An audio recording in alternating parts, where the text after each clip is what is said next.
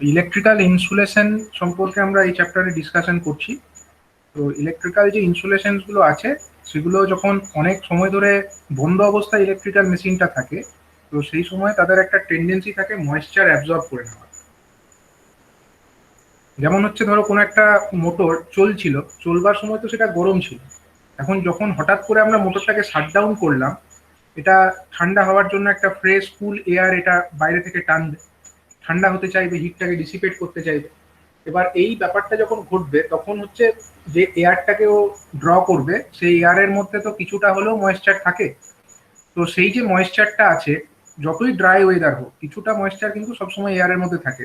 তো যে ময়েশ্চারটাকে ও টানবে সেটা হচ্ছে যে ওয়াইন্ডিং এর ইনসুলেশন গুলো আছে তার মধ্যে ঢুকে যাবে। এবার এর ফলে কি হবে, ইনসুলেশনের মধ্যে ময়েশ্চার ঢুকে থাকলো এবং এই ব্যাপারটা নর্মাল ওয়েদারেও ঘটবে, অ্যাজ ওয়েল অ্যাজ যখন হচ্ছে হিউমিড কন্ডিশন, যখন হচ্ছে বর্ষাকাল, সেই সময় আরো বেশি করে ঘটবে, ময়েশ্চার ঢুকবে। আবার যদি মোটরটাকে ধরো দীর্ঘদিন ধরে বন্ধ করে রেখে দেওয়া হয়, বিশেষ করে যদি কোনো একটা বিল্ডিং যেখানে খুব একটা আলো বাতাস পৌঁছায় না, একটা আনহিটেড বিল্ডিং, তো সেই রকম ওয়েদার, সেখানে যদি প্রচন্ড হিউমিডিটিও থাকে, তো সেখানে কি হবে, সেখানে হচ্ছে আরো বেশি পরিমাণে ওই ওয়াইন্ডিং গুলোর মধ্যে ময়েশ্চারটা ঢুকে থাকবে, ময়েশ্চারটা অ্যাকিউমুলেটেড হবে। এবং এই ময়েশ্চার মানে আমরা জানি সেটা হচ্ছে একটা কন্ডাক্টর অফ ইলেকট্রিসিটি, ওয়াটার তো গুড কন্ডাক্টর। তো যেটা আমাদের ছিল ইনসুলেটর, তার মধ্যে ময়েশ্চার ঢুকে পার্সিয়ালি ওটাকে কন্ডাক্টর বানিয়ে দিচ্ছে। এখন এই রকম যখন এটা হয়ে গেছে, কোনো একটা মেশিন অনেকদিন বন্ধ অবস্থায় পড়ে আছে, তার ওয়াইন্ডিং এর মধ্যে প্রচুর ময়েশ্চার ঢুকে গেছে, সেটা একটা পার্সিয়াল কন্ডাক্টরে পরিণত হয়েছে। এই পরিস্থিতিতে যদি আমরা নর্মাল ভোল্টেজ ওই ইলেকট্রিক্যাল ইনস্টলেশনটাতে অ্যাপ্লাই করে দিই, নর্মাল যেটা সাপ্লাই ভোল্টেজ, তাহলে কি হবে, তাহলে হচ্ছে ইনসুলেশন গুলো ফেল করতে পারে। কারণ তাতে তো অলরেডি তার ব্রেকডাউন ভোল্টেজ কমে গেছে, কারণ তার মধ্যে ময়েশ্চার ঢুকে গেছে। তো এক্ষেত্রে ইনসুলেশন ফেলিওর হতে পারে, এবং ইনসুলেশন ফেলিওর মানেই হচ্ছে সেক্ষেত্রে আমাদের মেশিনটাই ফেলিওর, মেশিনটাকে সারাতে হবে। সুতরাং যে কোনো ইলেকট্রিক্যাল ইকুইপমেন্ট যেটা আইডল কন্ডিশনে আছে, মানে যেটা কোনো কাজ করছে না, তো সেটাকে ঠিকমতো করে প্রিজার্ভ করতে হবে, এমনভাবে করতে হবে প্রিজার্ভ যাতে তার মধ্যে ময়েশ্চার বিশেষ না ঢুকে। তার মাঝে মধ্যে মেনটেনেন্স করতে হবে, ময়েশ্চারটাকে দূর করবার জন্য যা যা প্রসেস আছে সেগুলো করতে হবে। তো সেই রকমই একটা প্রসেস হচ্ছে drawing out of electrical machine. সেই প্রসেসটার নাম কি, ড্রাইং আউট। ড্রাই করা মানে শুষ্ক করে তোলা। তো সেই রকম প্রসেসটার নাম হচ্ছে drawing out process of electrical machines. দেখো, যে insulation of motor and generator, তাদের একটা টেন্ডেন্সি আছে ময়েশ্চারকে অ্যাবজর্ব করে দেওয়ার। যখন এটা আইডল কন্ডিশনে থাকে তখন এই ঘটনাটা আরো বেশি ঘটে, এবং ময়েশ্চার ঢুকলে স্বাভাবিকভাবেই তার ইনসুলেশন রেজিস্ট্যান্সটা কমে যায়, এবং ইলেকট্রিক্যাল ভোল্টেজ উইথস্ট্যান্ড করবার যে ক্যাপাসিটি সেটাও কমে যায়।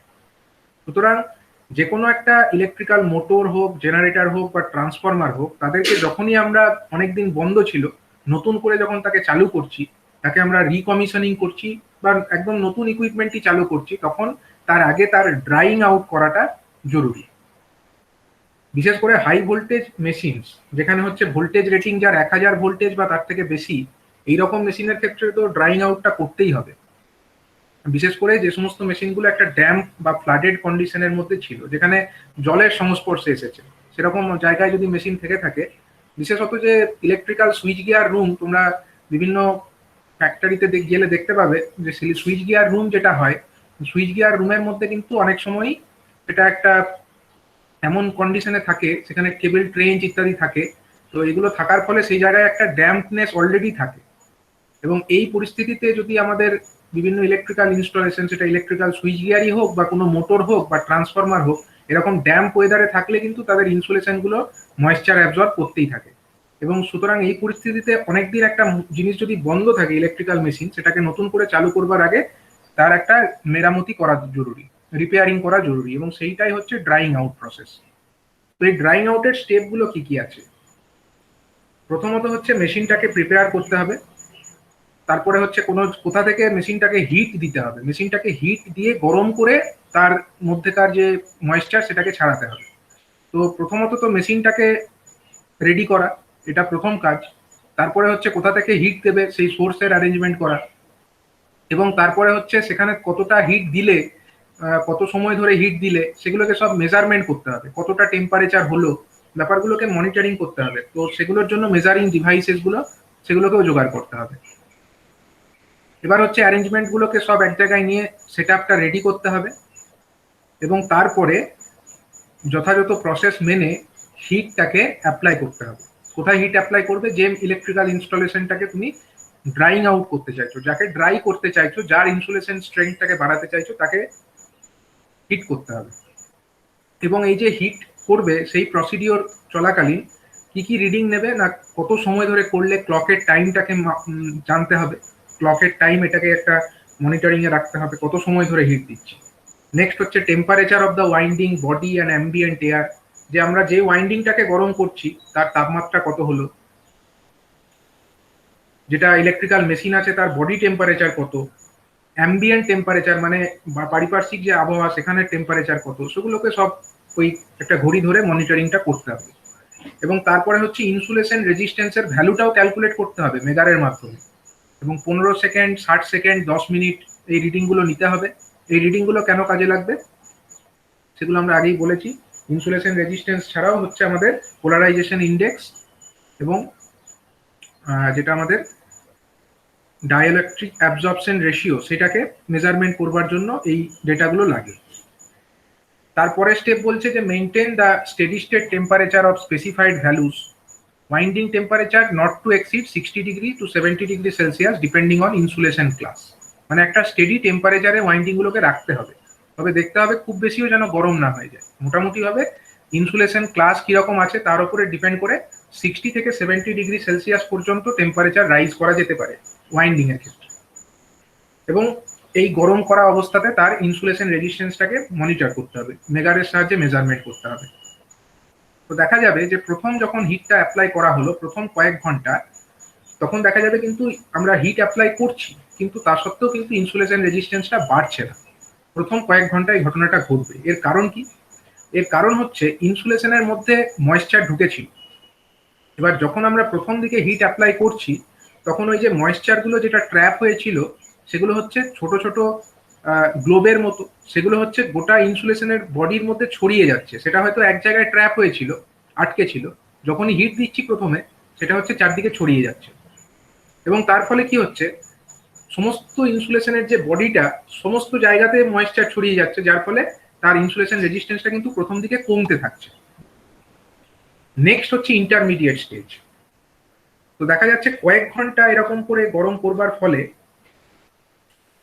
যেটা হচ্ছে স্মল সাইজ যদি মোটর হয় বা মিডিয়াম সাইজ যদি মোটর হয়, সেটাকে যদি এমনিতে নর্মালি গুড কন্ডিশনে যদি থেকে থাকে, তাহলে কয়েক ঘন্টা গরম করলেই হবে। আর যদি লার্জ মেশিন হয়, মানে অনেক বড় সাইজের মেশিন, এবং যেটা একটা আর্দ্র আবহাওয়াতে ছিল, ওয়েট কন্ডিশনে ছিল, সেরকম মেশিন, তার অলরেডি ইনসুলেশনটা অনেকটা খারাপ হয়েছে, তো সেক্ষেত্রে অনেক মানে কয়েকদিন ধরে এরকম গরম করতে হবে।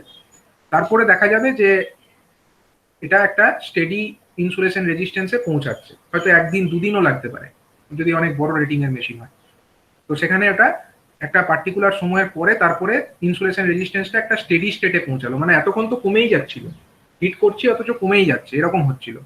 তারপরে একটা সময় গিয়ে ওটা স্টেডি স্টেটে পৌঁছাবে। এর মানে হচ্ছে ময়েশ্চারটা সমস্ত ইনসুলেশনের বডির মধ্যে একদম ছড়িয়ে গেছে। তখন ইনপুট পাওয়ারটাকে রিডিউস করা হবে, মানে যেখান থেকে হিটটা অ্যাপ্লাই করা হচ্ছিল, সেটা তখন একটা ইনপুট পাওয়ার সাপ্লাই সোর্স থেকেই করা হচ্ছিল, তো সেটাকে ইনপুট পাওয়ারটাকে কমিয়ে দিতে হবে, মানে আর বেশি গরম করার প্রয়োজন নেই, হিটটাকে আস্তে আস্তে কমাতে হবে এবং টেম্পারেচার রাইজটাকে কমানোর জন্য। এবারে হচ্ছে রাইজিং স্টেজ। কি রাইজ করবে না, after a few hours of steady value the insulation resistance start rising. এবার হচ্ছে কিছুক্ষণ স্টেডি থাকবে, ইনসুলেশন রেজিস্ট্যান্সটা প্রথমে কম ছিল, তারপরে কিছুক্ষণ স্টেডি থাকলো, ইন্টারমিডিয়েট স্টেজে স্টেডি থাকলো, তারপরে দেখা যাবে যে এবার কিন্তু ইনসুলেশন রেজিস্ট্যান্স আস্তে আস্তে বাড়ছে। এবার এই বাড়াটার অর্থ হচ্ছে যে ইনসুলেশন রেজিস্ট্যান্স কেন বাড়বে, কারণ হচ্ছে ওর মধ্যে যে ময়েশ্চারটা ছিল, যেটা চারিদিকে ছড়িয়ে গিয়েছে, সেটা এবার ভেপোরাইজড হয়ে যাচ্ছে এবং ইনসুলেশনের বডি থেকে সেটা চারদিকে ছড়িয়ে যাচ্ছে, রিলিজ হয়ে যাচ্ছে। তখন আবার আমার ইনপুট পাওয়ার যেটা ছিল, সেই পাওয়ারটাকে আরো কমিয়ে দেওয়া হলো। এবং যখন আমরা দেখব যে আমাদের ইনসুলেশন রেজিস্ট্যান্সের যে ডিজায়ার্ড ভ্যালু, যে ভ্যালুটা আমরা চাইছি ইনসুলেশন রেজিস্ট্যান্সের যতটা থাকা উচিত, সেইটাতে রিচ যখন পড়ে যাবে, এবং যখন আমরা দেখবো যে আমাদের পোলারাইজেশন ইন্ডেক্সের যে ভ্যালু অর্থাৎ 10 মিনিট বাই 1 মিনিট, এই দুটো ইনসুলেশন রেজিস্ট্যান্সের যে রেশিও, সেটাকে আমরা পোলারাইজেশন ইন্ডেক্স বলি। তো এই পোলারাইজেশন ইন্ডেক্সের ভ্যালু যখন আমাদের ডিজায়ার্ড লেভেলে পৌঁছে গেছে, সেই ক্ষেত্রে আমরা ড্রাইং আউট প্রসেসটাকে বন্ধ করব। এবং বড় রেটিং মেশিন যদি হয়, সেক্ষেত্রে কিন্তু ইনসুলেশন রেজিস্ট্যান্স এবং পোলারাইজেশন ইন্ডেক্স দুটোই কিন্তু খুব গুরুত্বপূর্ণ, দুটোকেই ইকুয়ালি গুরুত্ব দিতে হবে। এবং তারপরে ইনপুট পাওয়ারটাকে বন্ধ করে দেবো, মানে যেটা দিয়ে গরম করছিলাম, যে সোর্সের মাধ্যমে আমরা ওটাকে গরম করছিলাম, সেটাকে বন্ধ করে দেবো। এবং তারপরে হচ্ছে আমরা ওয়াইন্ডিং রেজিস্ট্যান্সটাকে মেজার করে নেবো বিভিন্ন টেম্পারেচারে। কিভাবে সেটা টেম্পারেচার কমার সঙ্গে সঙ্গে ওয়াইন্ডিং রেজিস্ট্যান্স কমছে, সেটাকেও আমরা মেজার করতে থাকবো, কারণ আমাদের কাছে ওটা মেজার করা জরুরি, কারণ ওয়াইন্ডিং রেজিস্ট্যান্সটা কিভাবে ভ্যারি করছে সেটাও আমাদের জানা জরুরি আছে। তো এইভাবে আমাদের ড্রাইং আউট প্রসেসটা কমপ্লিটেড হয়। ড্রাইং আউট মানেই হচ্ছে কিসের জন্য করলাম না, ইনসুলেশনের মধ্যে ময়েশ্চার ছিল, ময়েশ্চারটাকে দূর করার জন্য এটা করলাম। তো বিভিন্ন রেটিং এর মোটরের ক্ষেত্রে বিভিন্ন মেথডস আছে কিভাবে ড্রাই আউটটা করবো, মানে এই যে হিট অ্যাপ্লাইটা করছি, হিট অ্যাপ্লাই করার বিভিন্ন পদ্ধতি আছে কিভাবে হিটটাকে অ্যাপ্লাই করা যেতে পারে। যেমন হচ্ছে মিনিয়েচার অ্যান্ড স্মল মোটরস, যেগুলো হচ্ছে মিনিয়েচার মোটর মানে খুব স্মল রেটিং এর মোটর, স্মল সাইজের মোটর, সেই ধরনের মোটরগুলোর ক্ষেত্রে মেথড হচ্ছে radiating lamps or drawing chamber. মানে কিছু ইনফ্রারেড ল্যাম্পস থাকবে, সেগুলোকে ল্যাম্পগুলোকে জ্বালিয়ে দেবো। ল্যাম্প যখন জ্বলবে, ল্যাম্পটা অনেকক্ষণ জ্বললে তো গরম হবে, সেই যে গরম হচ্ছে, যে তাপটা হচ্ছে একটা বদ্ধ জায়গার মধ্যে ইলেকট্রিক্যাল ইনস্টলেশন বা মোটরটাকে রাখলাম, সেখানে কয়েকটা ল্যাম্প জ্বালিয়ে দেওয়া হলো। ল্যাম্প জ্বালিয়ে দিলে ল্যাম্পটা অনেকক্ষণ ধরে জ্বলতেই থাকলে গরম হবে, এবং সেই যে ল্যাম্পের যে হিট, সেই হিটে মোটরটা ড্রাই আউট হবে। স্মল রেটিং মোটরের ক্ষেত্রে এটা অ্যাপ্লিকেবল। তবে রিমার্কস হচ্ছে যে new machines do not need drying unless wet or flooded, মানে যে মেশিনগুলো একদম নতুন পারচেজ করা হচ্ছে, নতুন এনে ইনস্টল করব, ফ্যাক্টরি থেকেই আসছে, সেই মেশিনগুলোর ক্ষেত্রে এরকম ড্রাইং এর প্রয়োজনীয়তা নেই। তবে যদি না সেটা ফ্লাডেড হয়ে গিয়ে থাকে, মানে হয়তো বন্যার জলে ডুবে গেছে, সেরকম কন্ডিশন হলে আলাদা ব্যাপার। তাছাড়া কিন্তু নতুন মেশিন হলে সেখানে এরকম ড্রাইং আউট করার দরকার নেই। এটা মূলত হচ্ছে যেগুলো ওল্ড মেশিন, দীর্ঘদিন চলেছে এবং চলার পরে অনেকদিন বন্ধ ছিল, আবার নতুন করে চালু করবো, এইরকম মেশিনের ক্ষেত্রে এটা অ্যাপ্লিকেবল। আর এলভি মোটরস মানে লো ভোল্টেজ মোটরের ক্ষেত্রে the opened motor is kept in front of radiating lamp positioned carefully or the opened motor is kept in a drying chamber. মানে মোটর লো ভোল্টেজ যে মোটর, তার ক্ষেত্রে মোটরটাকে ওপেন করতে হবে, মানে মোটরটার যে পার্টস গুলো, সেগুলো পার্ট বাই পার্ট ওপেন করে দিতে হবে। মানে একদম গোটা সিল্ড কন্ডিশনে মোটর থাকলে লাভ নেই, মোটরটাকে খুলতে হবে, খুলে তার স্টেটর রোটর সব আলাদা আলাদা করতে হবে, দিয়ে তারপরে মোটরটাকে একটা রেডিয়েটিং ল্যাম্পের কাছাকাছি রাখতে হবে, এবং রেডিয়েটিং ল্যাম্পটা তো হিট রেডিয়েট করবে, সেই হিটে ওটা ড্রাই আউট হবে। এবং এটা একটা ড্রাইং চেম্বারের মধ্যেও করা যেতে পারে, মানে একটা বদ্ধ চেম্বারের মধ্যে, যেখানে এরকম ল্যাম্প নয়, আলাদা কোনো হিটার আছে, ধরো একটা হিটারের সাহায্যে আমরা করতে পারি হিটিং চেম্বারে, সেখানেও করা যেতে পারে। এবার এটা হচ্ছে মূলত মোটরগুলো যখন মেনটেনেন্স করা হয়, মোটরের যখন রিওয়াইন্ডিং করা হয়, এই সমস্ত কাজগুলো কেন করে, মোটরের ওয়াইন্ডিং এর মধ্যে কোনো ফল্ট হলে তখন রিওয়াইন্ডিং করার দরকার আছে।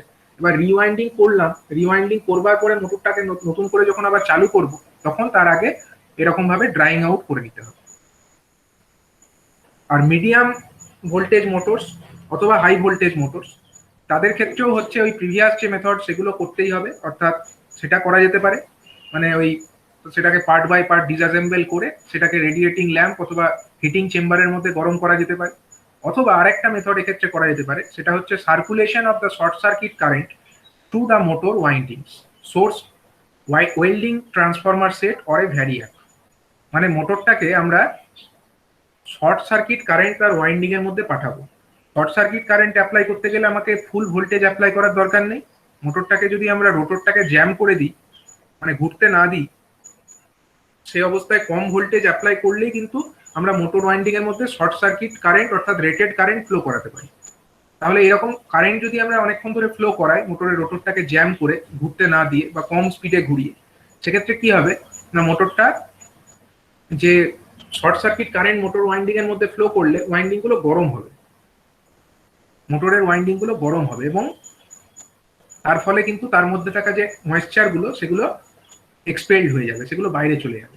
এবং যেহেতু আমরা এখানে ফুল ভোল্টেজ অ্যাপ্লাই করছি না, সেক্ষেত্রে কিন্তু কম ভোল্টেজ অ্যাপ্লাই করাতে মোটরের ইনসুলেশনটা ফেলিওর হওয়ারও চান্স কম থাকবে। মানে যদি ইনসুলেশন উইকও থেকে থাকে, আমরা তো আর ফুল ভোল্টেজটা অ্যাপ্লাই করিনি, আমরা কম ভোল্টেজ অ্যাপ্লাই করেছি, এবং ভোল্টেজের ওপরে ওটা ডিপেন্ড করছে ইনসুলেশনটা সেটা উইথস্ট্যান্ড করতে পারছে কিনা। তো ভোল্টেজ স্ট্রেসের ভ্যালু খুব একটা বাড়বে না, কারণ আমরা শর্ট সার্কিট টেস্ট যখন করি তখন তো আর ফুল ভোল্টেজ অ্যাপ্লাই করি না, আমরা কম ভোল্টেজের টেস্টটা করে থাকি। তো এইভাবেও করা যেতে পারে মিডিয়াম ভোল্টেজ মোটর এবং হাই ভোল্টেজ মোটরের ক্ষেত্রে। এটা করতে কয়েক ঘন্টা সময় লাগে, এবং নিউ মেশিন যেগুলো হচ্ছে গুড কন্ডিশনে আছে তাদের কিন্তু ড্রাই আউট করার প্রয়োজন নেই, যদি না সেটা অনেক দীর্ঘ সময় ধরে পড়ে থাকে। আর যেটা ওয়েট কন্ডিশনে আছে সেই সমস্ত মোটরের ক্ষেত্রে তো একদম এসেন্সিয়াল এটা, এবং কোনো মোটরকে যখন রিওয়াইন্ডিং করা হয় বা তার মেনটেনেন্স করা হয় তারপরে ড্রাইং আউটটা কম্পালসারি। আর high voltage motors and generators, মানে ধরো একটা মোটর ধরো 11 কেবিতে যদি চলে বা 6.6 কেবি এরকম রেটিং এর যে সমস্ত হাই ভোল্টেজ মোটরস, সেগুলোর ক্ষেত্রে হচ্ছে কি করতে হবে, ওখানে কিন্তু এরকম পার্ট বাই পার্ট ডিসঅ্যাসেম্বল করে সেটাকে আমাদের ভোল্টেজ অ্যাপ্লাই করে, মানে সেটাকে আমাকে রেডিয়েটিং ল্যাম্পের কাছে রাখলেই হবে না, সেই মেথডটা এখানে অ্যাপ্লিকেবল নয়। এখানে একমাত্র ওই শর্ট সার্কিট কারেন্ট ফ্লো করিয়েই তাকে ড্রাইং আউট করতে হবে, মানে ওই সেকেন্ড মেথডটা শর্ট সার্কিট কারেন্ট ওয়াইন্ডিং এর মধ্যে ফ্লো করাতে হবে এবং তার মাধ্যমেই মোটরটাকে ড্রাই আউট করতে হবে। এবার এটা করতে কয়েকদিন লাগে, এবং এটাকে একটা প্রপার প্ল্যানিং করে করা উচিত মেথডিক্যাল ওয়েতে, এবং প্রপার সুপারভিশন করে করা উচিত। আর এক্ষেত্রে যেহেতু একটা হাই ভোল্টেজ মোটর, এক্ষেত্রে কেবলমাত্র ইনসুলেশন রেজিস্ট্যান্সের ভ্যালু চেক করলে চলবে না, এক্ষেত্রে পোলারাইজেশন ইন্ডেক্সের যে ভ্যালু সেটাও আমাদের ডিজারেবল রেঞ্জের মধ্যে থাকা উচিত। তবেই গিয়ে এই টেস্টে মোটরটা যখন ড্রাই আউট করা হবে তবে গিয়ে আমরা সেই মোটরটাকে অ্যাকসেপ্ট করতে পারি ফর রানিং। মোটরটাকে পাওয়ার সাপ্লাই দেওয়ার জন্য আমরা সেটাকে অ্যাকসেপ্ট করবো তখনই যখন এই সমস্ত ড্রাইং আউট প্রসেস কমপ্লিট হওয়ার পরে তার পোলারাইজেশন ইন্ডেক্সের যা ভ্যালু থাকা উচিত সেই ভ্যালুতে ওটা রিচ করবে। ঠিক আছে, তো এইটা হয়ে গেল ড্রাইং আউট প্রসেস। এবার আমরা পার্ট বাই পার্ট একটু দেখে নেব যে ড্রাইং আউটটা কিভাবে করা হয়। অল্প করে দেখে নেব যে drying out of motor by radiating lamps, radiating ল্যাম্পের মাধ্যমে কিভাবে করবে। তো এটা হচ্ছে সব থেকে সিম্পল একটা মেথড, এবং এটা হচ্ছে মোস্ট একটা কনভেনিয়েন্ট মেথড, করাটাও ইজি এই মেথডটা। এখানে কি করা হয়, ইনফ্রারেড ল্যাম্প ইউজ করা হয়। এবার এই ইনফ্রারেড ল্যাম্প যেটা আছে সেটাকে একটা চেম্বারের মধ্যে নেওয়া হয়, এবং একটা চেম্বারের মধ্যে মানে একটা বদ্ধ জায়গা যেখানে আমাদের বাইরের অ্যাটমসফিয়ারিক এয়ার খুব একটা বেশি প্রবেশ করবে না বা ময়েশ্চার খুব একটা ঢোকার সুযোগ পাবে না, এরকম একটা জায়গাতে সেখানে হচ্ছে প্রথমে মোটরটাকে ডিসঅ্যাসেম্বল করা হয়েছে, বা মোটরের রোটরটাকে রিমুভ করে দিয়ে মোটরের যে ওয়াইন্ডিংটা মূলত সেইখানেই তো ময়েশ্চারটা ঢোকার চান্স। রোটরটাতে যতটা ময়েশ্চার ঢোকার চান্স তার থেকে অনেক বেশি ঢোকার চান্স হচ্ছে মোটরের ক্ষেত্রে। ইন্ডাকশন মোটর যদি আমরা কনসিডার করি থ্রি ফেজ, সেক্ষেত্রে মোটরের যে স্টেটার পার্ট, যেখানে আমাদের স্টেটার ওয়াইন্ডিংস গুলো থাকে, সেখানেই হচ্ছে ওয়াইন্ডিংস গুলো থাকছে, এবং সেখানেই ময়েশ্চারটা সব থেকে বেশি প্রবেশ করার সম্ভাবনা থাকে। তো এক্ষেত্রে ওই ল্যাম্পটাকে একটা চেম্বারের মধ্যে রাখা হয় মোটরের বিপরীতে, এবং সেখানে অনেক দীর্ঘ সময় ধরে যদি রেখে দেওয়া হয় তাহলে ল্যাম্পটা যখন চলবে, ল্যাম্পটা চলার ফলে হিটেড হবে, সেই তাপে মোটরের যে ইনসুলেশন ওয়াইন্ডিং ইনসুলেশন সেগুলোর মধ্যে ঢুকে থাকা ময়েশ্চারটা এক্সপেলড আউট হবে।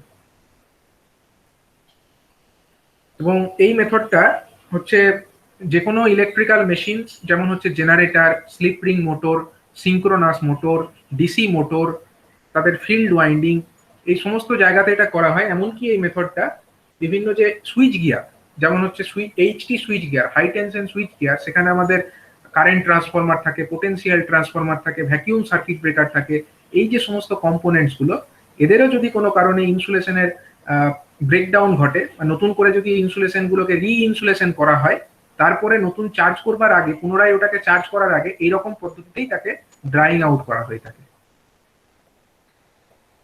ঠিক আছে, তো এবার হচ্ছে আমাদের এই শর্ট সার্কিট কারেন্টের মাধ্যমে যেটা করা হচ্ছে সেটাও হচ্ছে এই জেনারেটর, স্লিপ রিং মোটর, মানে এটা একটু বড় রেটিং এর মোটরের ক্ষেত্রে জেনারেটর বা স্লিপ রিং মোটর যেগুলো একটু রেটিংটা বড়, সিঙ্ক্রোনাস মোটর এগুলো বড় রেটিং এর হলে সেক্ষেত্রে কিন্তু হাই ভোল্টেজ যদি মোটর হয় সেক্ষেত্রে কিন্তু শর্ট সার্কিট কারেন্ট পাঠিয়ে সেটাকে তার ড্রাইং আউট করা হয়ে থাকে।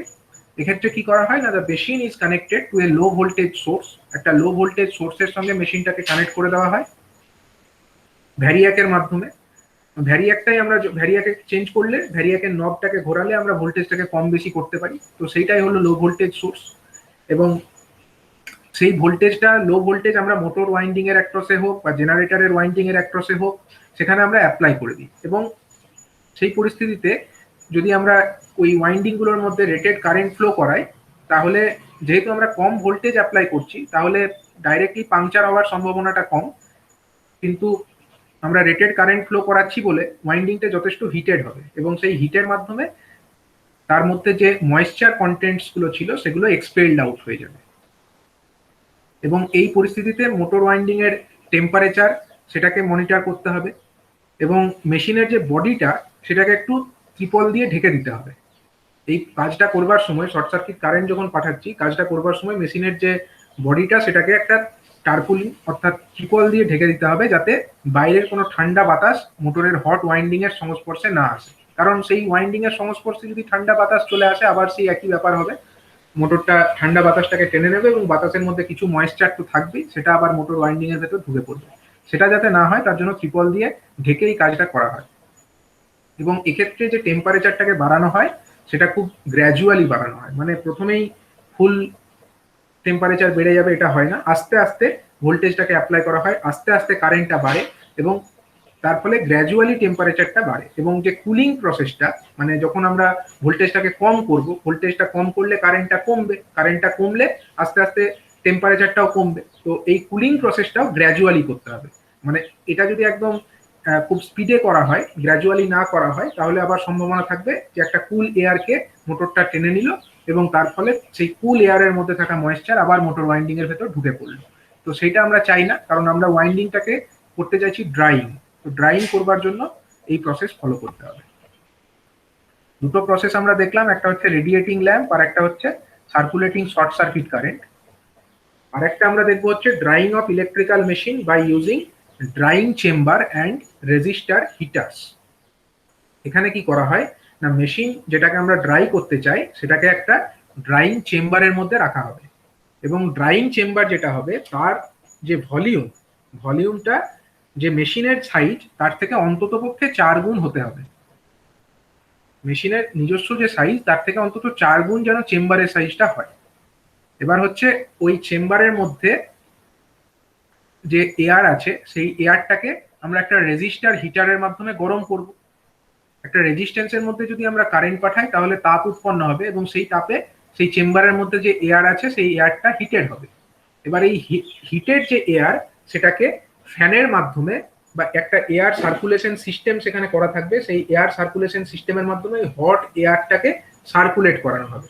হট এয়ারটাকে যখন সার্কুলেট করানো হবে, সেই হট এয়ার কার সংস্পর্শে আসবে, মোটর ওয়াইন্ডিংস গুলোর সংস্পর্শে আসবে, এবং সেই মোটর ওয়াইন্ডিংস গুলো কিন্তু যে হিটেড হবে, তার ফলে মোটর ওয়াইন্ডিং গুলোকে আমরা ডাইরেক্টলি তাপ দিলাম না, কারেন্ট ফ্লো করালাম না, কিন্তু ওই যে হট এয়ার যেটা আছে সেই হট এয়ারের সংস্পর্শে মোটর ওয়াইন্ডিং গুলো আসার ফলে মোটরের ওয়াইন্ডিং গুলো হিটেড হবে, এবং হিট যখনই হবে তখন মোটর ওয়াইন্ডিং এর মধ্যে যে ময়েশ্চার কন্টেন্টস জমে ছিল সেগুলো হচ্ছে এক্সপেলড আউট হয়ে যাবে, এবং সেটাকে একটা বাইরে বার করবার জন্য আউটলেট, মোটর ওই চেম্বার থেকে যে আউটলেট আছে, ওই হিটিং চেম্বারের যে আউটলেট এয়ার, সেই আউটলেট এয়ারের মধ্যে দিয়ে হট এয়ারের সাথে সাথে যেটা আমাদের যে ময়েশ্চার কন্টেন্ট সেটাও বেরিয়ে যাবে। তো এই পদ্ধতিতে ড্রাই আউট করা যেতে পারে একটা মোটরকে বা যে কোনো ইলেকট্রিক্যাল ইনস্টলেশনকে। তো এক্ষেত্রে একটা চার্ট আছে যে কত রেটিং এর মোটরের ক্ষেত্রে কত রেটিং এর হিটার আমরা ইউজ করব। যেমন হচ্ছে যদি আপ টু 500 কিলোওয়াট পর্যন্ত রেটিং এর মোটর হয় বা ইলেকট্রিক্যাল ইনস্টলেশন হয়, তার জন্য যে হিটার ব্যবহার করব তার রেটিং হবে 3% অফ দ্য মেশিন রেটিং। মানে যদি 500 কিলোওয়াটের একটা মোটর হয় তাহলে তার জন্য হচ্ছে আমাকে 3%, মানে 3% মানে কত, 500 ইন্টু 3/100, মানে হচ্ছে 15 কিলোওয়াটের আমাকে হিটার ইউজ করতে হবে আপ টু 15 কিলোওয়াট। মানে এবার 500 কম যদি হয় তাহলে তার জন্য কম লাগবে। আর 500 থেকে 1000 কিলোওয়াট রেটিং এর যদি মোটর হয়, তাকে ড্রাই আউট করবার জন্য তার যা রেটিং, মোটরের যা রেটিং তার 2 থেকে 3% এইরকম রেঞ্জে হিটারের রেটিংটাকে রাখতে হবে। আর যদি 1000 কিলোওয়াট থেকে 10,000 কিলোওয়াট এই রেটিং এর মোটর হয়, তাদেরকে ড্রাই আউট করবার জন্য তার যা রেটিং, মোটরের যা রেটিং তার 1.5 থেকে 2.5% হবে হিটারের রেটিং।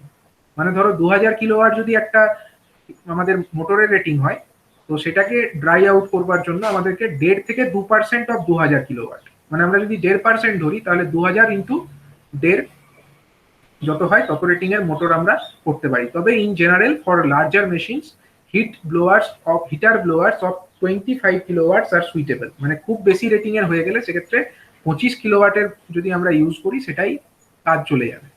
25 কিলোওয়াটের থেকে জেনারেলি বেশি রেটিং এর হিটার ইউজ করা হয় না। ঠিক আছে, তো এই প্রসেসগুলো আমরা দেখলাম যে ড্রাইং আউট প্রসেস, এটা একটা process for maintenance of insulation, এই একটা প্রসেস হলো। এবার হচ্ছে আমাদের দেখতে হবে কি ক্লিনিং অফ ইনসুলেশন। ইনসুলেশন যেগুলো আছে তার মধ্যে অনেক সময় ইমপিউরিটি মিশে থাকে, যেমন হচ্ছে ময়েশ্চার মিশে থাকে, অয়েল থাকে, ডাস্ট থাকে। এবং এগুলো কেন হয়? এগুলো হচ্ছে এক্সেসিভ হিটের জন্য হয়, বা ভাইব্রেশনের জন্য অয়েল মিশে যেতে পারে, ওভার ভোল্টেজের জন্য হতে পারে, এবং এজিং এর জন্য হতে পারে। অনেক দিন চলেছে, আস্তে আস্তে ইনসুলেশন খারাপ হয়েছে, ইনসুলেশনের উপর এই সমস্ত ইমপিউরিটি জমা হয়েছে, এগুলো হতে পারে। তো এই ইমপিউরিটি যেগুলো জমা হচ্ছে ইনসুলেশনের সারফেসের ওপরে, তারা কিন্তু ইনসুলেশনের কোয়ালিটিটাকে ডিটোরিয়েট করছে। ইনসুলেশনের যে ব্রেকডাউন ভোল্টেজ তাকে কমিয়ে দিচ্ছে, ইনসুলেশনের যে কারেন্ট কন্ডাকশন ক্যাপাসিটি সেটাকে বাড়িয়ে দিচ্ছে। ইনসুলেটরটা যেন একরকম একটা পার্ট পার্ট অফ কন্ডাক্টরে পরিণত হচ্ছে এই সমস্ত ইমপিউরিটি থাকার ফলে।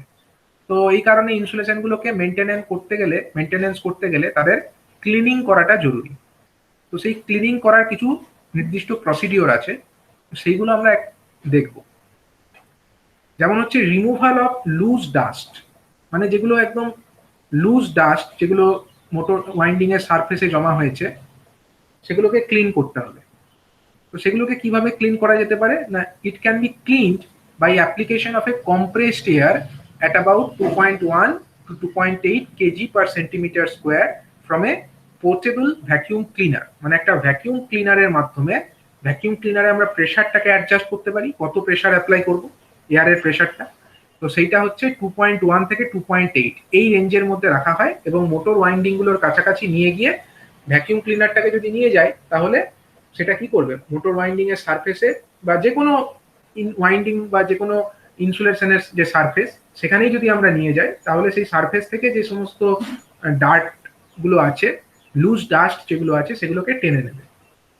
এবার যে অপারেটর যে কাজটা করবে তার জন্য তার সেফটি গগল এবং ডাস্ট মাস্ক যেন সে ইউজ করে, এটা দেখতে হবে। যদি এগুলো সে ইউজ করে, তাহলে কি করবে, সে যে যে জিনিসটাকে ক্লিন করতে চাইছে তার খুব কাছাকাছি যেতে পারবে, না হলে কিন্তু কাছাকাছি তো যেতে পারবে না। একটা হাই প্রেশার অ্যাপ্লাই করছে, সেখানে এই সমস্ত সেফটি ইকুইপমেন্ট ইউজ না করলে সে খুব কাছাকাছি গিয়ে ভালো করে করতে পারবে না ক্লিনিংটা। তাই এই কারণে প্রপার সেফটি মাস্ক এবং যেটা গগলস, এগুলোকে ইউজ করে তার কাছাকাছি গিয়ে ক্লিনিংটা করতে হবে। এইভাবে লুজ ডাস্টটাকে ক্লিন করা যেতে পারে। আর হচ্ছে এনক্রাস্টেড ডার্ট, মানে যেগুলো একদম স্টিক করে গেছে। লুজ ডাস্ট মানে কি, সেগুলো সারফেসের সঙ্গে সেটে যায়নি, সেগুলো লুজলি আছে, সেগুলোকে ভ্যাকিউম ক্লিনারের সাহায্যে ক্লিন করা যাচ্ছে, টেনে নিলে বেরিয়ে চলে আসছে। কিন্তু যেগুলো সেটে গেছে সারফেসের উপরে, একদম এঁটে গেছে, সেরকম হচ্ছে এনক্রাস্টেড ডার্ট। এইগুলোকে স্টিক করে গেছে সারফেসের উপরে, সেগুলোকে রিমুভ করতে গেলে কিন্তু ভ্যাকিউম ক্লিনার দিয়ে তখন হবে না। তার জন্য হচ্ছে ফাইবারের তৈরি স্ক্র্যাপার, মানে যেটা দিয়ে ঘষে ঘষে ক্লিন করা যেতে পারে, বা হার্ড উড, মানে একটা কাঠের তৈরি উডেন কিছু সাবস্টেন্স থাকে, যেগুলোকে ঘষে ঘষে সারফেস থেকে ক্লিন করা যেতে পারে। এবার এক্ষেত্রে কিন্তু মেটালিক স্ক্র্যাপার ইউজ করা যাবে না, কারণ মেটালিক স্ক্র্যাপার যদি ইউজ করি, মানে মেটালিক যদি জিনিস ইউজ করি, সেটা কিন্তু ওয়াইন্ডিং এর যে ইনসুলেশন তাকেই ড্যামেজ করে দিতে পারে। তো সেগুলোকে ইউজ করা যাবে না, সেখানে আমরা জেনারেলি ফাইবারের স্ক্র্যাপার ইউজ করতে পারি for removal of the encrusted dirt. Encrusted মানে যেগুলো সারফেসের সঙ্গে এঁটে গেছে। আর হচ্ছে অয়েলি ভিসকাস ফিল্ম, মানে যেগুলো হচ্ছে তেল তেল জাতীয় যে ভিসকাস ফিল্ম, সেটা যদি ওয়াইন্ডিং এর উপরে জমায়েত হয়ে যায়, বিশেষত ট্রান্সফরমার ওয়াইন্ডিং এর ক্ষেত্রেও হতে পারে, বা মোটরের ক্ষেত্রেও যদি আমরা বিয়ারিং তার সংস্পর্শে যদি চলে আসে, সেখান থেকে লিকেজ হয়ে সেই তেলটা মোটর ওয়াইন্ডিং এরও ইনসুলেশন গুলোতে ঢুকে পড়তে পারে। তো এই জাতীয় যদি অয়েলি ভিসকাস কোনো ফিল্ম সেটা যদি জমা হয়ে যায়, সেটাকে পরিষ্কার করবার জন্য একটা, মানে যে কাপড়ে কোনো ইয়ে বেরিয়ে নেই কিছু, মানে একদম মসৃণ একটা কাপড় হতে হবে, একটা মসৃণ সারফেস যুক্ত একটা কাপড় নিতে হবে এবং সেটাকে একটা পেট্রোলিয়াম সলভেন্টে ডুবিয়ে সেটার মাধ্যমে ওয়াইন্ডিং গুলোর উপরে আস্তে আস্তে বুলিয়ে হাতটাকে নিয়ে গিয়ে সেটা দিয়ে ক্লিন করতে হবে। এবার এক্সেসিভ যদি আমরা সলভেন্ট ইউজ করি তাহলে কিন্তু সেই প্রোটেক্টিভ যে কভারিং যেটা ইনসুলেটিং ভার্নিসের মাধ্যমে দেওয়া হয় সেগুলো খুলে যাবে। সুতরাং খুব বেশি পেট্রোলিয়াম সলভেন্টও দেওয়া চলবে না, একদম প্রপার অ্যামাউন্ট যতটা লাগে মিনিমাম ততটা নিয়ে একটা মসৃণ কাপড়ের মাধ্যমে ইনসুলেটারের সারফেসের উপরে বোলাতে হবে। তার ফলে কি হবে, ইনসুলেটারের সারফেসে যে অয়েলি ভিসকাস যে ফিল্মটা জমা হয়েছিল সেইটাকে রিমুভ করা যাবে এবং তারপরে একটা পরিষ্কার একটা ক্লিন ক্লোথ দিয়ে একবার মুছে দিতে হবে। এইভাবে ক্লিনিং করা যেতে পারে। অথবা একটা অটোমাইজড সিস্টেম হয়, অটোমেটিক বা একটা স্প্রেইং সিস্টেম থাকে যেখানে অটোমাইজার, সেটার মাধ্যমে কি হয় না স্প্রে হয় অটোমেটিক্যালি যে সলভেন্ট, এখানে যেরকম পেট্রোলিয়াম সলভেন্টের মধ্যে কাপড়টাকে ভিজিয়ে তার সেই কাপড়টাকে আমরা ইনসুলেটরের উপরে মানে রাব করে ক্লিন করছিলাম, সেটা একটা প্রসেস।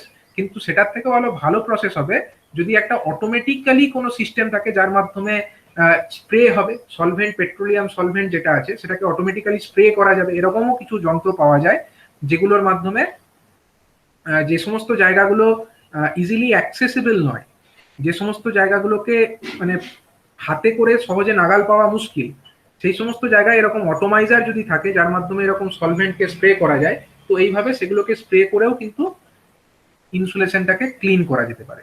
তবে এক্ষেত্রে একটা লক্ষণীয় ব্যাপার হচ্ছে যে কার্বন টেট্রাক্লোরাইড এটা একটা খুব ভালো ক্লিনিং এজেন্ট, কিন্তু জেনারেলি কার্বন টেট্রাক্লোরাইড যেহেতু একটা টক্সিক সাবস্টেন্স, এটাকে কিন্তু যতটা সম্ভব কম ব্যবহার করতে হবে। আর হচ্ছে cleaning of insulation with water, ওয়াটারের মাধ্যমেও করা যেতে পারে এবং এটা জেনারেলি হচ্ছে রিপেয়ার শপে বিশেষত যেখানে এইচ ক্লাস ইনসুলেশন আছে সেখানে করা যায়। তো এই যে ওয়াটারের মাধ্যমে যে ক্লিনিং সেটাকে কিন্তু অ্যাজ র্যাপিডলি অ্যাজ পসিবল করতে হবে, মানে যত তাড়াতাড়ি করবে তত ওয়াটারটা কম ইনসুলেটারের মধ্যে ঢুকে পড়ার সুযোগ পাবে।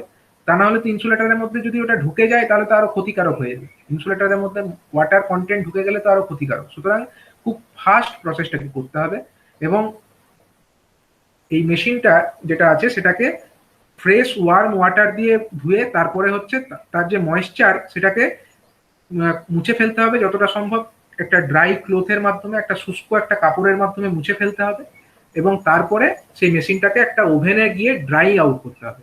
ড্রাই আউট না করলে তার মধ্যে যে ইন্টারনাল ময়েশ্চার ঢুকেছে সেগুলোকে রিমুভ করা যাবে না। তো এই সমস্ত ওয়েতে একটা ইনসুলেশনকে ক্লিন করা যেতে পারে।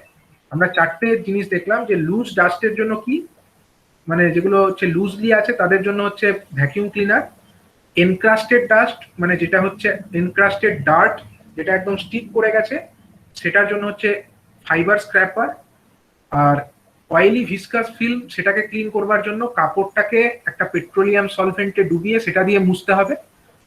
আর হচ্ছে cleaning with water, H class ইনসুলেশনের ক্ষেত্রে এটা করা যায় কিন্তু ক্লিনিংটা যত সম্ভব ফাস্ট করতে হবে এবং ওয়াটার দিয়ে ক্লিনিং করবার পরে সেটাকে আবার ড্রাই আউট করতে হবে। এই মেথডগুলোর মাধ্যমে আমরা ইনসুলেশনকে পরিষ্কার করতে পারি, ক্লিনিং করতে পারি। এটা একটা পার্ট ছিল ক্লিনিং অফ ইনসুলেশন। তাহলে আজকে আমরা দুটো জিনিস দেখলাম যে ইনসুলেশনের মেনটেনেন্সের জন্য প্রথমত হচ্ছে ড্রাই আউট একটা প্রসিডিওর, আর একটা হচ্ছে ক্লিনিং অফ ইনসুলেশন এই আর একটা প্রসিডিওর দেখলাম। দুটো মেনটেনেন্স অ্যাক্টিভিটি আমরা দেখলাম। নেক্সট আমরা দেখব যে আরো বেটার কিছু টেকনিক থাকে যেগুলোর মাধ্যমে আমরা ইনসুলেশনকে আরো ভালো করতে পারি। ঠিক আছে, তো সেটার জন্য কি করা হয়, ভার্নিশিং করা হয়, রিভার্নিশিং। ইনসুলেটারের ওপরে ভার্নিশ আবার দেওয়া হয়, রিভার্নিশিং এই কারণে এটাকে বলা হচ্ছে। এবং এই রিভার্নিশিং ব্যাপারটা এটাকে বিভিন্ন ভাবে করা যেতে পারে। সেটা হচ্ছে বাই ব্রাশের মাধ্যমে করা যেতে পারে using air drying varnish. Varnish দু রকমের হয়, একটা হচ্ছে এয়ার ড্রাইং যেটা হচ্ছে নর্মাল এয়ারের সংস্পর্শে নিজের থেকেই ড্রাই হয়ে যায়, এই ভার্নিশ নিজের থেকেই ড্রাই হয়ে যায় বাতাসের সংস্পর্শে, এয়ার ড্রাইং ভার্নিশ। আর একটা হয় বেকিং ভার্নিশ যেটাকে ড্রাই করবার জন্য হিট দিতে হয়, এক্সটার্নালি হিট অ্যাপ্লাই করে তবে ওটাকে ড্রাই করা যায়, সেটা হচ্ছে বেকিং ভার্নিশ। দু ধরনের ভার্নিশ হয়, বেকিং ভার্নিশটা আরো ভালো, কিন্তু এই মেথডসগুলো আমরা এক এক করে দেখি যে ভার্নিশিং করবার জন্য বিভিন্ন মেথড হয়। এক হচ্ছে by brush using air drying varnish, brush use করে করা যেতে পারে, অথবা by spraying method using air drying varnish. ব্রাশের মাধ্যমে আমরা সারফেসের ওপরে, ইনসুলেটার সারফেসের ওপরে ভার্নিশটাকে লাগিয়ে দিতে পারি, সেটা একটা মেথড। অথবা স্প্রে করতে পারি, স্প্রে মেথড যদি থাকে, মানে একটা চেম্বারে যদি ধরো ভার্নিশ রাখা আছে, সেটাকে আমরা স্প্রে করতে পারি সারফেসের ওপরে, সেটার মাধ্যমেও করা যেতে পারে। আর হচ্ছে কি মেথড আছে বেকিং ভার্নিশের ক্ষেত্রে, হট ডিপ মেথড এবং ভ্যাকিউম ইমপ্রেগনেশন মেথড। এইগুলো হচ্ছে মেথড যেগুলো হচ্ছে রিভার্নিশিং এর জন্য ইউজ করা হয় বেকিং ভার্নিশের জন্য। বেকিং ভার্নিশ যেখানে ইউজ করবো সেখানে হট ডিপ আর একটা হচ্ছে ভ্যাকিউম ইমপ্রেগনেশন।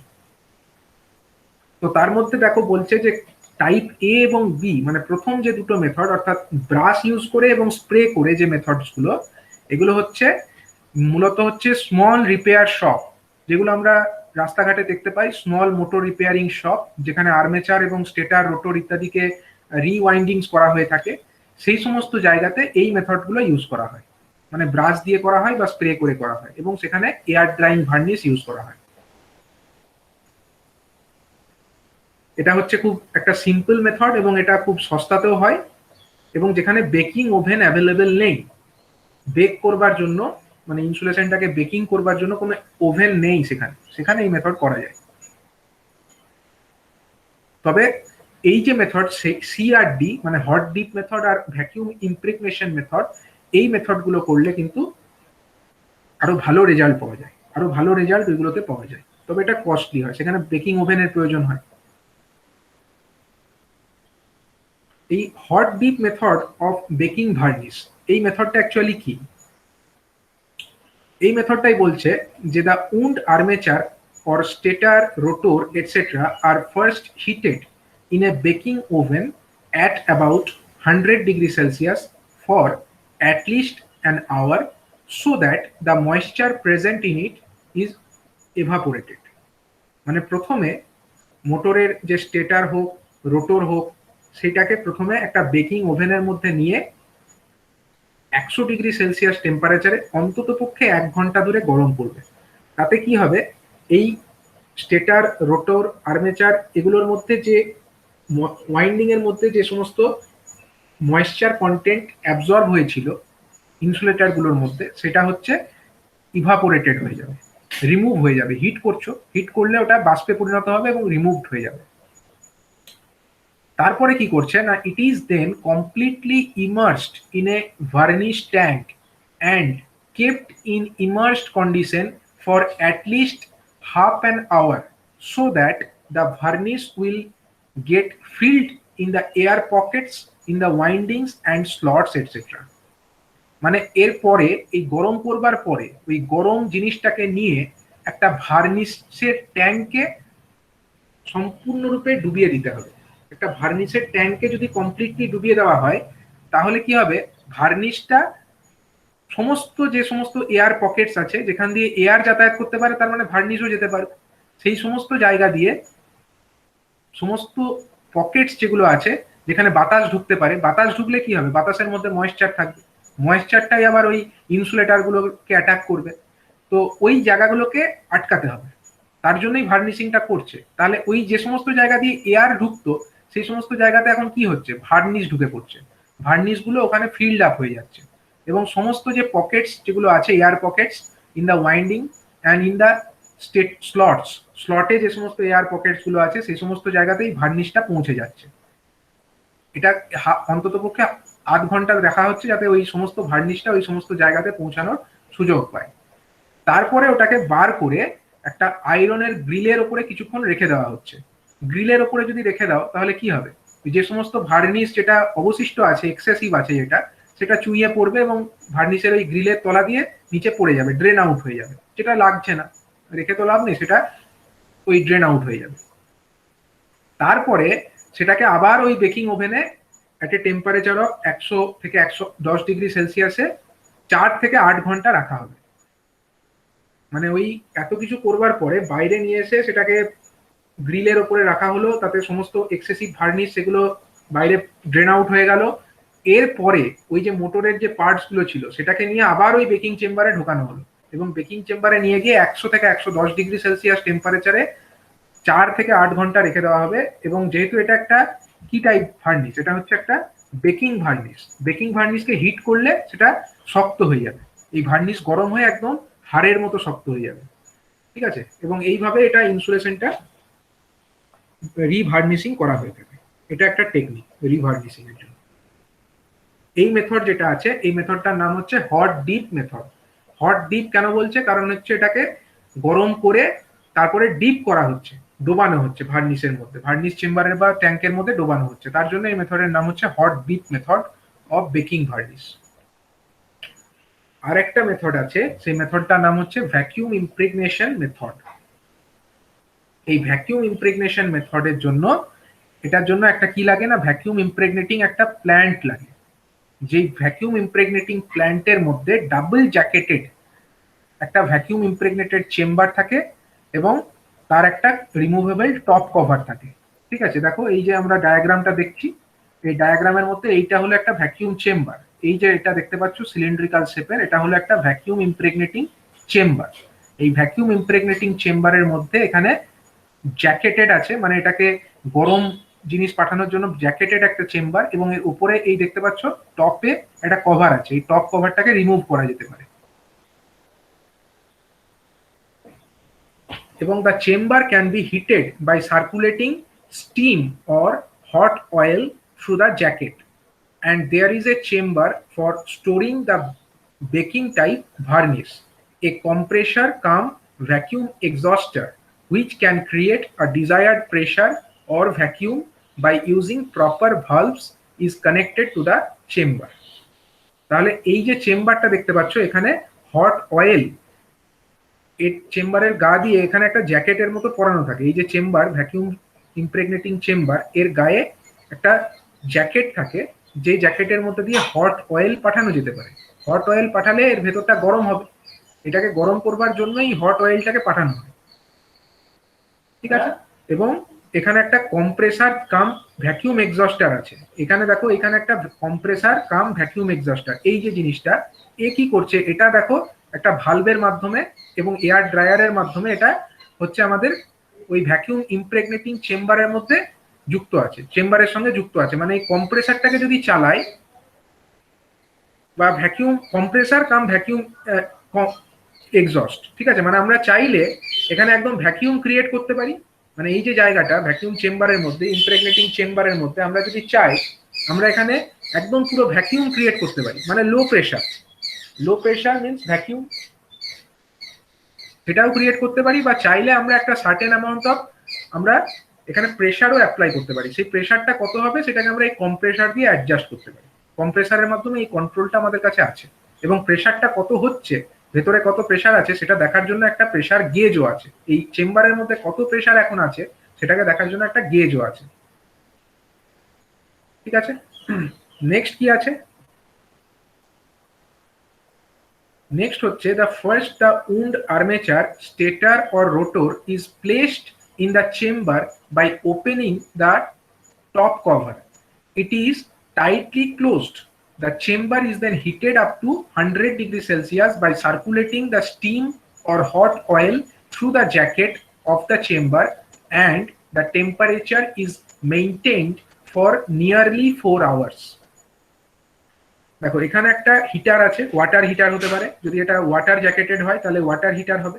এই হিটারের মাধ্যমে আমরা স্টিম উৎপন্ন করছি, ঠিক আছে, এটাকে গরম করলে স্টিম তৈরি হচ্ছে, সেই স্টিমটা এদিক দিয়ে গিয়ে মানে এর যে জ্যাকেটেড চেম্বার, মানে এই ভ্যাকিউম ইমপ্রেগনেটিং চেম্বারের গায়ে যে জ্যাকেটের মতো আছে সেখান দিয়ে স্টিমটা পাস করছে, তাহলে এখানটা গরম হচ্ছে, সারফেসটা হিটেড হচ্ছে।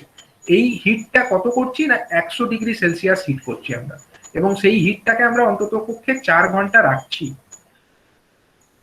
During this period, the air from the chamber is pumped out by vacuum exhauster and vacuum is maintained, which will help in vaporizing the moisture present in the coils and removing the same completely.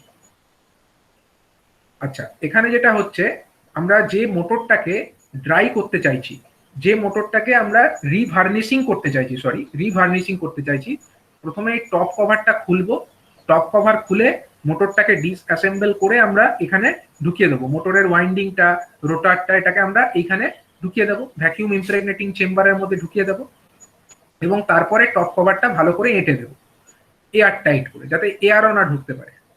তারপরে আমরা হিটারটার মাধ্যমে জলকে গরম করছি, হিটারের থেকে যে steam তৈরি হচ্ছে সেটা এই ভ্যাকিউম ইমপ্রেগনেটিং চেম্বারের যে গায়ে দিয়ে যে জ্যাকেট আছে সেখান দিয়ে ফ্লো করছে, তাহলে চেম্বারের ভেতরে একটা হাই টেম্পারেচার বজায় থাকছে, এবং সেই টেম্পারেচারটা হচ্ছে 100°C, এবং সেটাকে আমরা 4 ঘন্টা ধরে বজায় রাখছি।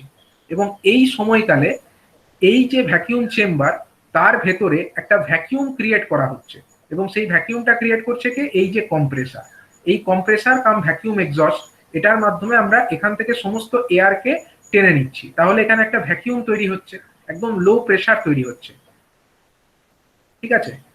এবং এতে কি হচ্ছে, ভ্যাকিউম হওয়াতে সুবিধা কি হচ্ছে, ভ্যাকিউম হওয়া মানে এখানে এয়ার নেই, চেম্বারের মধ্যে কোনো এয়ার নেই, মানে লো প্রেসার তৈরি হচ্ছে, এবং লো প্রেসারে আমরা জানি যে কি হয়, বয়লিং পয়েন্টটা কমে যায়, boiling point decreases if pressure decreases, চাপ কমলে স্ফুটনাঙ্ক কমে, এটা আমরা জানি। তাহলে এই যে আমাদের যে এটা ছিল, এই যে মোটরটা ছিল, মোটরের ওয়াইন্ডিংটা ছিল, তার ওয়াইন্ডিং গুলোর মধ্যে যে অ্যাবজর্ব যে ময়েশ্চার কন্টেন্ট, সেইগুলো তো বাষ্পে পরিণত হবে খুব সহজে, সেগুলো এর ভেতরে ঢুকেছিল, কিন্তু চাপ তো কমে গেছে, ওটা বাষ্পে পরিণত হচ্ছে, এবং এদিক দিয়ে সেটা বাইরে চলে যাচ্ছে, এইভাবে ময়েশ্চারটাকে খুব ইজিলি বার করা যাচ্ছে, খুব তাড়াতাড়ি করা যাচ্ছে, ঠিক আছে। And then the insulating varnish from the varnish tank is allowed to flow into the chamber till the varnish in the chamber comes up to a level in which the windings are completely immersed। মানে এই যে একটা দেখো ভার্নিশের একটা tank আছে, এই varnish tank থেকে এখানে একটা ভালভ আছে, এই ভালভটা যেই আমরা খুলে দেবো, ভার্নিশ ট্যাঙ্ক থেকে ভার্নিশ চলে আসবে এইদিকে, চলে এসে কোথায় ঢুকবে, ভ্যাকিউম ইমপ্রেগনেটিং চেম্বারের মধ্যে ঢুকবে, চেম্বারের মধ্যে যেই ঢুকলো, আমাদের কতদূর পর্যন্ত আমরা ভার্নিশ ঢুকতে অ্যালাউ করবো, আমাদের যতটা পর্যন্ত ঢুকলে এই ইমপ্রেগনেটিং চেম্বারের মধ্যে যে মোটরটা আছে সেই মোটরটা সম্পূর্ণরূপে ডুবতে যতটা ভার্নিশ লাগে, আমরা ততটুকুই ভার্নিশকে এই ভার্নিশের ট্যাঙ্ক থেকে এখানে অ্যালাউ করব, ঠিক আছে। ভার্নিশ এখানে ঢুকে গেল, সমস্ত মোটর ওয়াইন্ডিংটা ওই ভার্নিশের ভেতরে ডুবে থাকে। দেন কি করছে, then the valve of the varnish tank is closed and a pressure from compressor about 1.4 to 2.1 kg per centimeter square is applied above the varnish surface, which will make the varnish to be forced into all the porous air pocket spaces in the interior of the coils। মানে এতক্ষণ পর্যন্ত কিন্তু এই vacuum এক্সস্টটা কাজ করছিল, আমরা এটাকে as a vacuum exhaust হিসাবে কাজ করাচ্ছিলাম এই কম্প্রেসার মেশিনটাকে, কিন্তু এবার আমরা ভ্যাকিউম এক্সস্ট হিসাবে কাজ করাবো না, যেই এখানে ভার্নিশ ঢুকে গেল এবং এখানে যে মোটরটার ওয়াইন্ডিং ছিল সেটা ওই ভার্নিশের ভেতরে ডুবে থাকলো, তখন আমরা কি করলাম, এই কম্প্রেসারের মাধ্যমে প্রেসার অ্যাপ্লাই করব। কত প্রেসার না, এই প্রেসার হচ্ছে 1.4 to 2.1 কেজি পার সেন্টিমিটার, এরকম রেঞ্জের একটা প্রেসার আমরা এখান দিয়ে অ্যাপ্লাই করব। তাহলে প্রেসার অ্যাপ্লাই করলে কি হবে, এখানে যে ভার্নিশটা ছিল সেই ভার্নিশগুলো ফোর্স পাবে, একটা ধাক্কা পাবে, চাপ পাবে উপর থেকে, সেই চাপে ওই ভার্নিশটা কি হবে, মোটরের যে ওয়াইন্ডিং গুলো যেখানে ছিল, ওয়াইন্ডিং এর যেখানে যেখানে ফাঁক আছে, যে সমস্ত জায়গা ফাঁক আছে, এয়ার পকেটস যেখানে আছে, সেই সমস্ত ফাঁকগুলোকে ভরাট করে দেবে ওই ভার্নিশটা। আমরা এটাই চাইছিলাম যে এয়ার পকেটগুলোকে বুঝিয়ে দিই ভার্নিশ, এই কাজটা এইভাবে করা সম্ভব। এবং এই প্রেসারটা কতক্ষণ রাখবো না, আমরা 1 ঘন্টা অথবা আধ ঘন্টা ধরে এই প্রেসারটাকে মেনটেন করতে হবে, এবং তারপরে কি করতে হবে না, আবার ভার্নিশ ট্যাঙ্কের যে ভালভটা আছে ওটাকে ওপেন করতে দিতে হবে। মানে এতক্ষণ পর্যন্ত ভার্নিশ এই ডান দিক থেকে বাঁ দিকে যাচ্ছিল, দিয়ে আমরা ভার্নিশ ট্যাঙ্কটাকে ক্লোজ করে দিয়েছিলাম, মানে ভার্নিশ ট্যাঙ্ক থেকে যাওয়ার রাস্তাটাকে ক্লোজ করে দিয়েছিলাম, এই ভালভটাকে বন্ধ করে দিয়েছিলাম। কখন করেছিলাম না, যখন দেখেছিলাম এই ট্যাঙ্কের মধ্যে ভার্নিশের লেভেল এতটা উঠে গেছে যে মোটরের ওয়াইন্ডিংটা সম্পূর্ণরূপে ওতে ডুবে থাকতে পারছে, ততক্ষণ পর্যন্ত ভার্নিশ এই ট্যাঙ্কের মাধ্যমে ওইদিকে গেছে। কিন্তু যেই আমাদের চলে গেছে তখন আমরা এই ভালভটাকে ক্লোজ করে দিয়েছি। এবার যখন আমরা এখান দিয়ে প্রেসার অ্যাপ্লাই করলাম, ভার্নিশ সমস্ত জায়গার ভেতরে ঢুকে গেল, মোটরের যে সমস্ত জায়গায় ভার্নিশ যাওয়ার কথা সেখানে চলে গেল প্রেসার অ্যাপ্লাই করার ফলে। এখন তো এক্সট্রা ভার্নিশ এখানে কিছুটা থেকেছে, সেই এক্সট্রা ভার্নিশটাকে তো এখানে রেখে লাভ নেই, সেটাকে আবার আমরা ভার্নিশ ট্যাঙ্কে পাঠাতে চাই। তার জন্য কি করতে হবে, 1 থেকে আধ ঘন্টা পরে আমরা এই ভার্নিশ ট্যাঙ্কে যাওয়ার যে ভাল্বটা সেটাকে আবার খুলে দেবো। তাহলে এক্সট্রা যে ভার্নিশটা ছিল, যেটা আমার লাগেনি, মোটর ওয়াইন্ডিং এর কোনো জায়গায় পৌঁছানোর প্রয়োজন হয়নি, সেই এক্সট্রা ভার্নিশটা আবার এই রাস্তা দিয়ে এসে এই ট্যাঙ্কের মাধ্যমে ভার্নিশ ট্যাঙ্কে ফেরত চলে আসবে।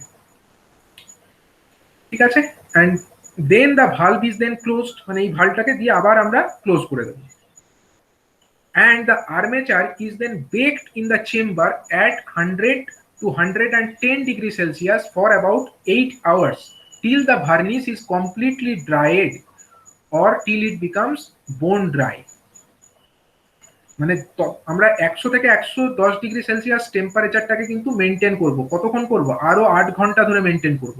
তাতে কি হবে, যে ভার্নিশ গুলো ওই ওয়াইন্ডিং এর যে সমস্ত এয়ার পকেটস গুলোকে ফিল করেছে সেগুলো তো নিজের থেকে আর ড্রাই হবে না। এটা তো আমাদের হচ্ছে কি বেকিং টাইপ ভার্নিশ, তাহলে নিজের থেকে ড্রাই হবে না। তাহলে এই গরম যে তাপটা দিচ্ছি আমরা, সেই তাপে কিন্তু ওই ভার্নিশ গুলো একদম গরম হয়ে শক্ত হয়ে যাবে এবং একদম হাড়ের মতো শক্ত হয়ে যাবে।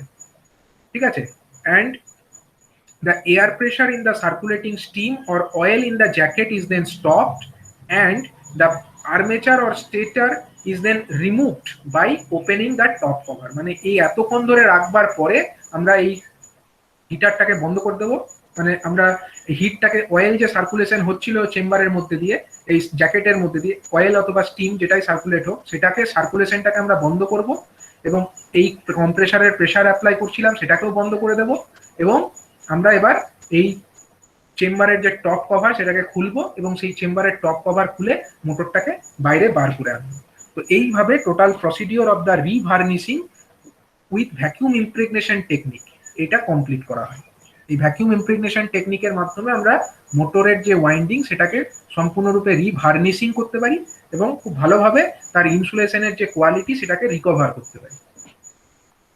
ঠিক আছে, তো এই টেকনিকগুলো হচ্ছে আমাদের কিসের টেকনিক? এগুলো হচ্ছে আমাদের ইনসুলেশনের মেনটেনেন্সের technique. Winding insulation, motor insulation, এগুলোর মেনটেনেন্স পারপাসে এই টেকনিকগুলো ইউজ করা হয়। তো আজকে আমরা টোটাল কতগুলো টেকনিক দেখলাম বলো? 1 নাম্বার কি দেখেছি? টেকনিকগুলো একটু বলবে। প্রথমে টেকনিকটা কি ছিল? ফার্স্ট যে টেকনিক ড্রাইং আউট, ফার্স্ট যে টেকনিকটা ছিল সেটা হচ্ছে আমাদের ড্রাইং আউট। ড্রাইং আউটের টেকনিকের ভেতরে কি কি পদ্ধতি বলেছিলাম? মেনলি সামারাইজ করছি আমি ব্যাপারটাকে। ড্রাইং আউটের মধ্যে কি কি টেকনিক ছিল বলো? এক হচ্ছে আমরা ল্যাম্প ইউজ করে করতে পারি, মানে যেটা ল্যাম্পটা জ্বললে সেই হিটের মাধ্যমে ওটা গরম হবে, ল্যাম্প ইউজ করে করতে পারি। আর একটা মেথড কি? শর্ট সার্কিট কারেন্ট পাঠিয়ে করতে পারি। আর একটা মেথড কি? শর্ট সার্কিট কারেন্ট পাঠিয়ে আমরা গরম করতে পারি। আর একটা মেথড হচ্ছে আমাদের হিটিং চেম্বারের মধ্যে হিটার ইউজ করেও করতে পারি, হিটিং চেম্বারের মধ্যে। ঠিক আছে, এই কটা ছিল ড্রাইং আউটের মতো টেকনিক, হিটিং চেম্বার। এই মেথডগুলো আমরা ইউজ করলাম for drawing out purpose. Next আমরা কি করলাম আজকে? ড্রাইং আউটের পরে কি করে আমরা কি করতে পারি? ইনসুলেশনগুলোকে ক্লিনিং করতে পারি। ক্লিনিং, ইনসুলেশনের ক্লিনিং এর জন্য আমরা কি কি টেকনিক দেখলাম? ক্লিনিং এর জন্য কি কি টেকনিক দেখলাম বলো?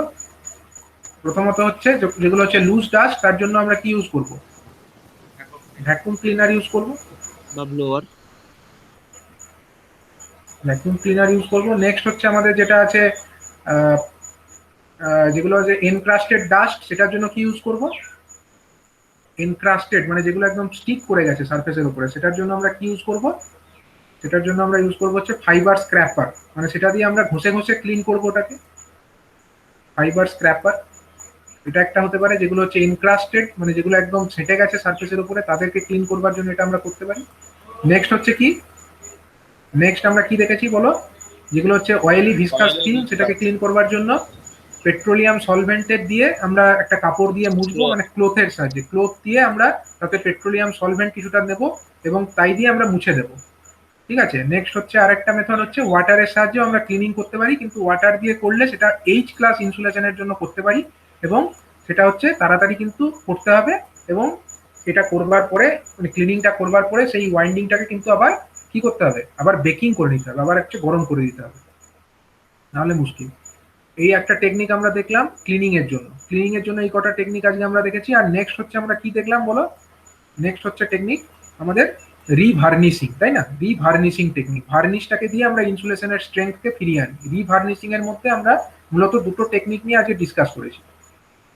টেকনিক তো আরো আছে, মানে যেটা আমাদের air varnish, air type varnish, আর একটা হচ্ছে আমাদের baking type varnish. Air type ভার্নিশের মধ্যে যেটা আমরা সারফেসের ওপরে সেটাকে ব্রাশের মাধ্যমে করতে পারি, অথবা আমরা করতে পারি কিভাবে স্প্রে করেও করতে পারি, সেটা করতেই পারি।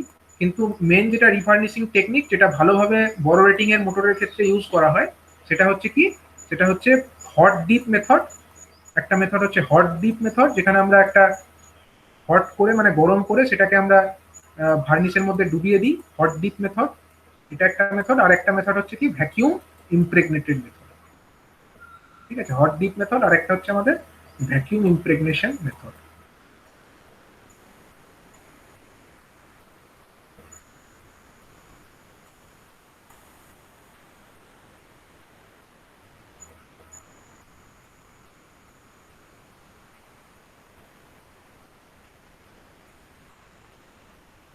ভ্যাকিউম ইমপ্রেগনেশন মেথড, এই মেথডগুলো আমরা আজকে ডিসকাস করলাম। ঠিক আছে, তো এইভাবে আমরা ইনসুলেশনের কোয়ালিটিকে মেনটেন করতে পারি, ইনসুলেশনের স্ট্রেংথকে আমরা ফিরিয়ে আনতে পারি। এই টেকনিকগুলো জানা জরুরি এবং ইন্ডাস্ট্রিতে এগুলো খুবই ইউজ হয়। ঠিক আছে, ইনসুলেশনের মেনটেনেন্স করাটাই কিন্তু একটা অন্যতম একটা কাজ মেনটেনেন্স ইঞ্জিনিয়ারদের, এটাই একটা অন্যতম কাজ। তো এই টেকনিকগুলো জেনে রাখা খুবই জরুরি। ঠিক আছে, তো এইভাবে আমাদের এই চ্যাপ্টারটা কমপ্লিট হলো, ইনসুলেশনের চ্যাপ্টারটা। নেক্সট আরেকটা চ্যাপ্টার থাকছে, সেটা আমরা নেক্সট ক্লাস থেকে স্টার্ট